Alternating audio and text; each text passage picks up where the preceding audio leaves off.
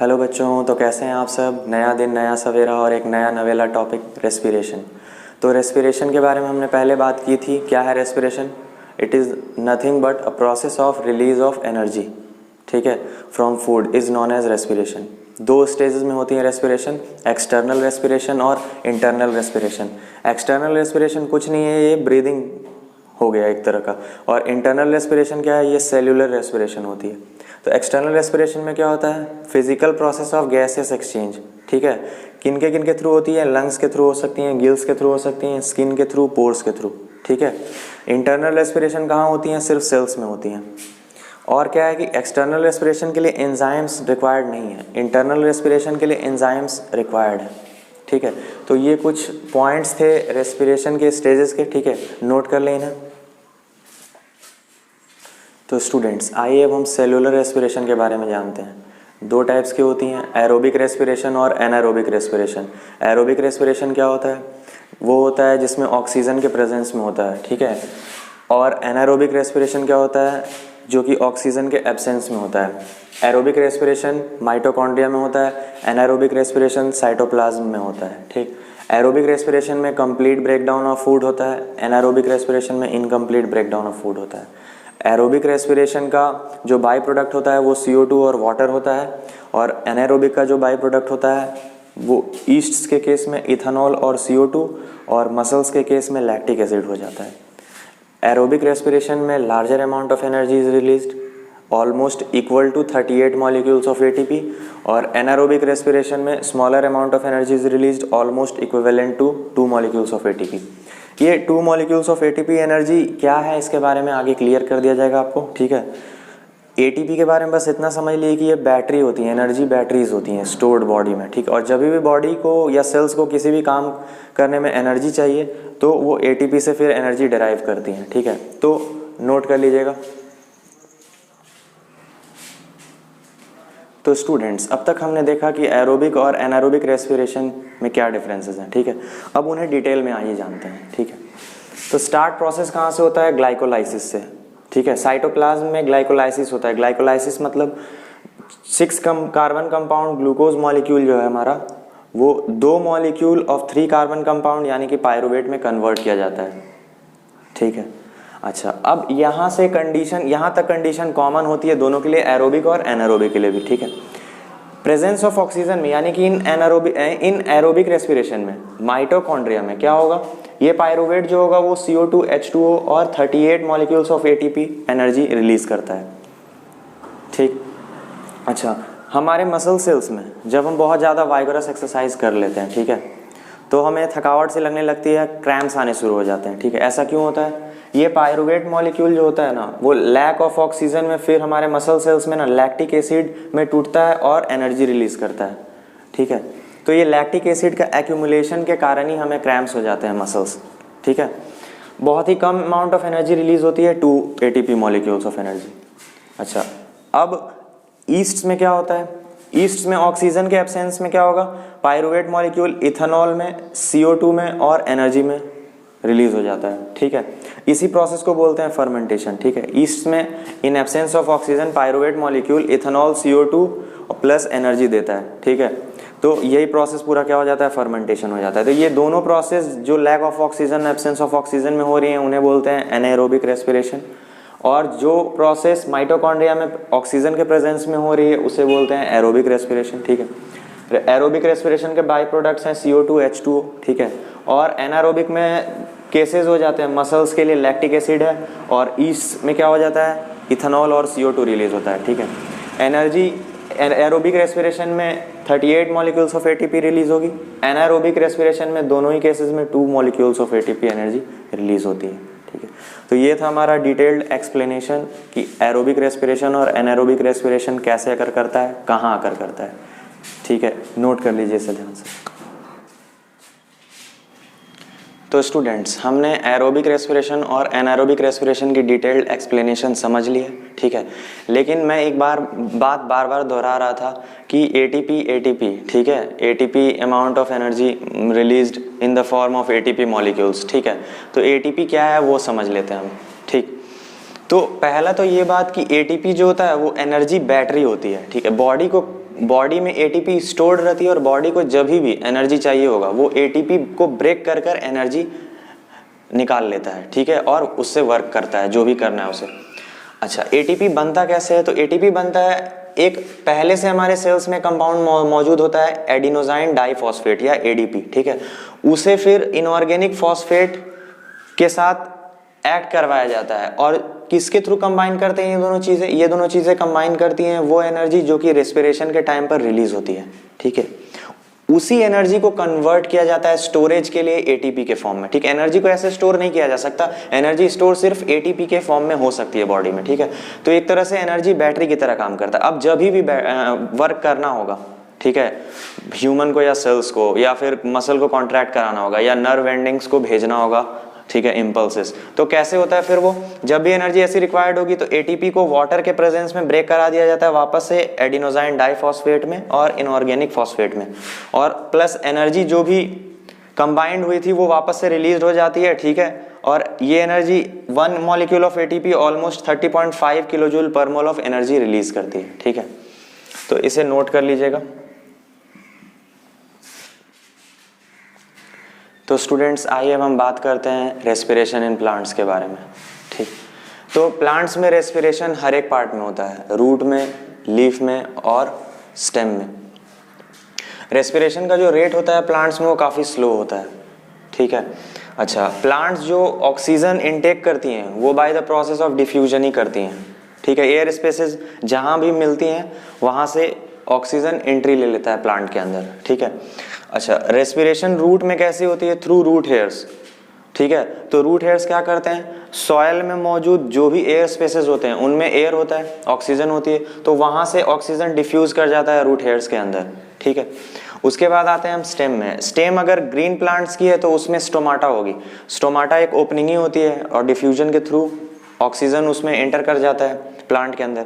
अगर stem woody है, ठीक है, तो वुडी स्टेम वाले प्लांट्स में ना गैप्स होती हैं, पोर्स होती हैं, उनको बोलते हैं लेंटिकल्स, ठीक है। तो लेंटिकल से ऑक्सीजन अंदर आता है प्लांट्स में, ठीक है। लीव्स में जैसा हम पढ़ चुके हैं कि उनमें क्या होता है, स्टोमाटा होता है जो कि गैसेस एक्सचेंज अलाउ करती हैं, ठीक। रेस्पिरेशन जो प्रोसेस है ना स्टूडेंट्स, वो प्लांट्स में हर एक टाइम चलते रहता है, ठीक है। लेकिन फोटोसिंथेसिस जो है वो सिर्फ और सिर्फ दिन के समय होता है, रात के समय नहीं पॉसिबल है क्योंकि सनलाइट नहीं होती है फोटोसिंथेसिस के लिए, ठीक है। तो फिर आप ये बोलिएगा कि सर रेस्पिरेशन में तो ऑक्सीजन इनटेक होता है लेकिन प्लांट्स तो दिन के समय ऑक्सीजन रिलीज करती हैं। तो हाँ, रेस्पिरेशन के लिए प्लांट्स ऑक्सीजन लेते रहती हैं लेकिन उससे ज़्यादा प्लांट ना ऑक्सीजन प्रोड्यूस करता है। तो अगर जनरल रेट देखा जाए ना, ठीक है, गैसेस एक्सचेंज का दिन के समय, तो ऑक्सीजन प्लांट रिलीज करता है और कार्बन डाइऑक्साइड इनटेक करता है, और रात में फोटोसिंथेसिस भी नहीं हो सकता तो वहाँ पे ऑक्सीजन इनटेक करेगा और कार्बन डाइऑक्साइड रिलीज करता है, ठीक है। तो ये थी पूरी स्टोरी रेस्पिरेशन इन प्लांट्स के बारे में, नोट कर लीजिए इसे। तो स्टूडेंट्स आइए अब हम रेस्पिरेशन इन एनिमल्स के कुछ केसेस देख लें, ठीक है। तो रेस्पिरेशन, पहला पॉइंट हमारा हो गया respiration in unicellular organisms like amoeba. Unicellular organisms जैसे कि अमीबा हो गया, पैरामीशियम, ये सब में रेस्पिरेशन कैसे होता है? तो बाय डिफ्यूजन, ठीक है। सेल मेम्ब्रेन के थ्रू गैस जो भी होते हैं वो डायरेक्टली डिफ्यूज कर जाते हैं साइटोप्लाज्म में और फिर वहाँ से रेस्पिरेटरी प्रोसेस उनका स्टार्ट होता है। उनके पास कोई एडवांस्ड ऑर्गन्स नहीं होते हैं कि वो ब्रीथ कर सकें ऑक्सीजन, ठीक है। दूसरा, अब एनिमल्स लाइक अर्थवर्म्स में क्या होते हैं, उनका रेस्पिरेटरी ऑर्गन स्किन होता है, ठीक है। फ्रॉग्स में क्या होते हैं, स्किन भी होता है और लंग्स भी होता है, ठीक है। इंसेक्ट्स जैसे कॉकरोच हो गया, मॉस्किटो हो गया, हाउस फ्लाई हो गया, उनके बॉडी में क्या रहते हैं, होल्स रहते हैं, उनको हम बोलते हैं स्पेरिकल्स, ठीक है। और एयर ट्यूब्स होते हैं, उनको बोलते हैं हम ट्रैकिया, ठीक है। ह्यूमंस में क्या हो जाता है, काउज में, डॉग्स में हमारे पास जेन्युइनली लंग्स होते हैं जो कि ऑक्सीजन इनटेक करते हैं, ठीक है। उसके बाद आते हैं एक्वेटिक एनिमल्स पे। एक्वेटिक एनिमल्स, मछलियाँ, उनके पास क्या होते हैं, गिल्स होती हैं, ठीक है। तो गिल से डिजॉल्व्ड ऑक्सीजन जो कि वाटर में होता है उसे एक्सट्रैक्ट करती हैं और CO2 को रिलीज करती हैं, ठीक है। लेकिन एक चीज़ और है यहाँ ध्यान देने वाली बात, क्या कि इनका जो रेट ऑफ ब्रीदिंग होता है ये बहुत ही ज़्यादा फास्टर होता है, ठीक है। ये ऐसा क्यों होता है? क्योंकि जो ऑक्सीजन कंटेंट होता है ना डिजॉल्व फॉर्म में वाटर में, वो बहुत ही कम रहता है इन कंपैरिजन टू एयर, ठीक है। इसीलिए जो भी एनिमल्स डायरेक्टली एयर से ब्रीथ करते हैं ना, उनका रेट ऑफ ब्रीदिंग स्लो रहेगा। लेकिन हाँ, मछलियों के लिए क्या हो जाता है, रेट ऑफ ब्रीदिंग फास्ट हो जाता है, क्योंकि ऑक्सीजन अमाउंट को तो बैलेंस्ड रखना बहुत ज़रूरी है ना रेस्पिरेशन के लिए, इसीलिए इनकी ब्रीदिंग क्या रहती है, फास्ट रहती है। तो नोट कर लीजिए इसे आप। तो स्टूडेंट्स आइए, अब हमारे सांस लेने की बारी आ गई है और हम सांस कैसे लेंगे, ठीक है, उसका क्या होगा उसके बारे में बात करते हैं। तो स्टार्ट करते हैं अपना अगला topic, respiration in human beings. Okay, तो ये हमारा रेस्पिरेटरी सिस्टम है, ठीक है।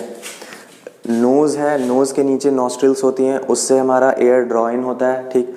नॉस्ट्रिल के आगे फिर होता है हमारा नेसल कैविटी। नेसल कैविटी में क्या होता है, हेयर्स होते हैं, और नेसल कैविटी का जो सरफेस होता है वो म्यूकस रिलीज करता है, वैक्सी मटेरियल, ठीक। क्या करता है वो, इम्प्यूरिटीज़ को, बैक्टीरियाज वगैरह को यहीं होल्ड कर लेता है और प्योर ऑक्सीजन अलाउ कर देता है नीचे। ओके, अच्छा, इसके नीचे होता है बोनी कार्टिलेज, ये जो रेड रंग का मैंने बनाया है। बोनी कार्टिलेज क्या होता है, ये डिवाइड करता है नेसल कैविटी को और माउथ कैविटी या बक्कल कैविटी को, ठीक है। फ़ायदा क्या है इसका, फ़ायदा ये है कि हम सांस लेते वक्त खा भी सकते हैं, ठीक है।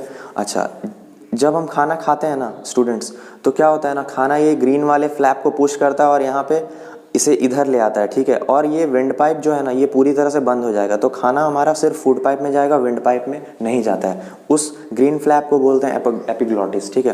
क्या करता है, stops food entry in the wind pipe, ठीक। अच्छा, फूड पाइप जो होता है स्टूडेंट्स, जो ये सामने में हमारा होता है ये विंड पाइप होता है, और जस्ट इसके पीछे होता है वो होता है फूड पाइप। ओके, अच्छा, उसके बाद स्टूडेंट्स आ जाता है ट्रैकिया, ठीक है। ट्रैकिया बोले तो विंड पाइप। अच्छा, ये पार्ट हो जाता है ट्रैकिया पूरा, ठीक। ट्रैकिया का जो अपर मोस्ट पार्ट होता है वो होता है वॉइस बॉक्स, जिससे वॉइस हम रिलीज करते हैं, उसका नाम है लैरिंग्स। ओके, अच्छा, नेसल कैविटी और माउथ कैविटी जहाँ पर मिलते हैं जिस जंक्शन में, उसे बोलते हैं हम फेरिंग्स। ओके, अब आते हैं यहाँ पे। अब ट्रैकिया जो है वो, ट्रैकिया में आप देख रहे होंगे ये बोनी रिंग्स बने हुए हैं, ठीक है। ये रिंग्स हैं, रिंग्स किसके हैं, बोन्स के, सॉफ्ट बोन्स के बने होते हैं। सॉफ्ट बोन्स को बोलते हैं, क्या बोलते हैं, कार्टिलेज बोलते हैं, ठीक है। तो इनका काम क्या है, जैसे मान लीजिए हवा, अगर मान लीजिए हम एक्सेल कर रहे हैं, ठीक है, तो क्या होगा, सिकुड़न हो जाएगी, कोलैप्स कर जाएगा पाइप, ठीक है। तो वो पाइप ऐसा रहता ही नहीं, मस्कुलर दिया ही हुआ नहीं है, इसीलिए वो बोनी रिंग्स दिए हुए हैं वहाँ पे, ताकि वो सिकुड़े ना, ठीक है। तो कोलैप्स से बचाता है क्या, रिंग्स ऑफ जो कार्टिलेज होते हैं ना ये, ठीक है, वो क्या करते हैं, कोलैप्सिंग से बचाते हैं हमें। ओके, अब ये जो ट्रैकिया है ये डिवाइड हो जाता है फर्दर लंग्स के अंदर जाते ही टू ब्रोंकस में, ठीक है। ब्रोंकस हो गया सिंगुलर वर्ड, ब्रोंकाई हो जाते हैं प्लूरल, ठीक है। ब्रोंकस जो है अब डिवाइड हो जाते हैं सब ब्रांचेस में और छोटे ब्रांचेस में, जिनका नाम है ब्रोंक्यूल्स, ठीक है। ब्रोंक्यूल्स के एंड्स में ना हम एयर सैक्स देखते हैं। एयर सैक्स क्या होता है, ये होता है एल्वियोली। यहीं पर एक्सचेंज होता है O2 CO2 ब्लड के साथ थ्रू डिफ्यूजन। ओके, तो कुछ ऐसा गुच्छे की तरह दिखता है वो, ठीक है, अंगूर के गुच्छे की तरह। रेड वाले ब्लड वेसल्स हैं, ब्लू वाले ब्लड वेसल्स हैं। रेड ब्लड वेसल्स क्या कर रहे हैं, ऑक्सीजन ले जा रहे हैं बॉडी में, और ब्लू वाले ब्लड वेसल्स क्या कर रहे हैं, CO2 ला रहे हैं बॉडी से एल्वियोलीज में, ठीक है। तो एल्वियोलीज के पास तो ऑक्सीजन रहता है हायर कंसेंट्रेशन में, और ब्लड के पास जो आ रहा होता है इम्प्योर ब्लड, ठीक है, CO2 जिसमें होता है, उसके पास ऑक्सीजन होता नहीं है। तो ऑक्सीजन पहले मूव करता है उनमें, ठीक है, ऑक्सीजन मूव करता है और क्या करेगा, वो प्योर ऑक्सीजन लेके चला जाएगा बॉडी में। ओके, और जो आपका CO2 होता है ब्लड वेसल्स में, वो मूव कर जाता है एल्वियोलीज में, ठीक है। किस प्रोसेस से, डिफ्यूजन से ही, ठीक है, जो बहुत थिन मेम्ब्रेन का होता है एल्वियोली। ओके, तो एल्वियोलीज थिन मेम्ब्रेन के होने की वजह से क्या होता है, गैसियस एक्सचेंज अलाउ करता है। ओके, अच्छा, डिफ्यूजन क्या होता है, डिफ्यूजन का मतलब कुछ नहीं होता है, सिंपल होता है movement of a thing from higher concentration to lower concentration. अब ब्लड में CO2 का कंसेंट्रेशन ज़्यादा है, तो CO2 ब्लड से एल्वियोलीज में आ जाएगा, और ऑक्सीजन का कंसेंट्रेशन एल्वियोलीज में ज़्यादा है, ब्लड में कम, तो ऑक्सीजन मूव करता है एल्वियोली से कहाँ, ब्लड स्ट्रीम में। अब वो ब्लड स्ट्रीम फिर पहुँचाता है बॉडी तक, बॉडी के हर एक सेल तक ऑक्सीजन, ठीक है।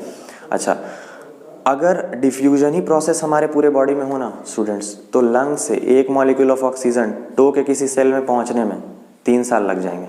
ओके, तो इसीलिए यहाँ से अब ऑक्सीजन कैरी करता है हमारा एक स्पेशल पिगमेंट ब्लड स्ट्रीम में, उसे बोलते हैं हेमोग्लोबिन। ओके, RBCs में प्रेजेंट होता है हेमोग्लोबिन, ठीक है। तो हेमोग्लोबिन क्या करता है, एक हेमोग्लोबिन मॉलिक्यूल या पिगमेंट जो होता है वो 4 मॉलिक्यूल ऑफ ऑक्सीजन ले जाता है ब्लड स्ट्रीम से सेल्स में।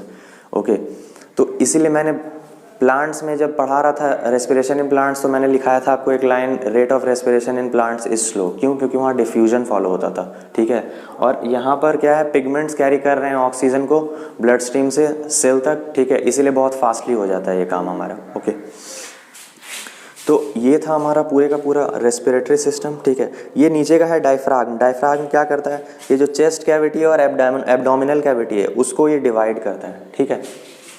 अच्छा, एक चीज़ और नोट करने वाली बात ये स्टूडेंट्स की, जब हम एक्सचेंज कर रहे होते हैं CO2 का और ऑक्सीजन का एटमॉस्फेयर के साथ, तो उस टाइम में लंग्स में कुछ तो एयर चाहिए होगा ना, तब उस टाइम जो एयर टाइम गैप रहता है उस समय क्या हो सके, बॉडी के साथ एक्सचेंज हो सके ऑक्सीजन।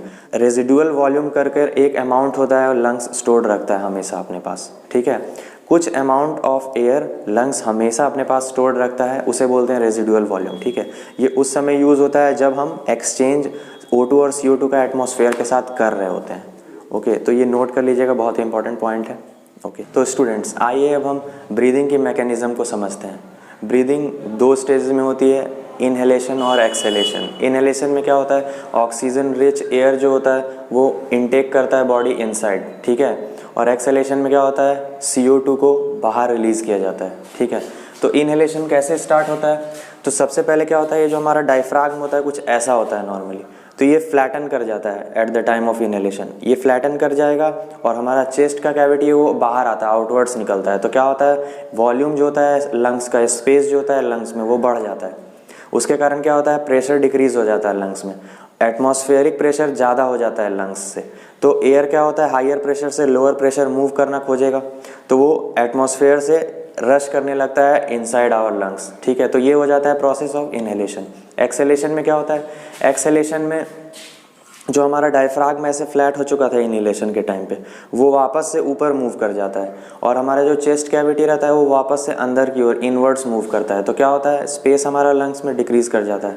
उसके कारण क्या होता है, लंग्स में प्रेशर बढ़ जाता है एटमॉस्फेयर से भी ज़्यादा। तो अब क्या होगा, अब जो CO2 हमारा जमा हुआ होगा लंग्स में वो वापस आउट रश करता है एटमॉस्फेयर में। तो ये प्रोसेस हो जाता है एक्सहेलेशन का, ठीक है।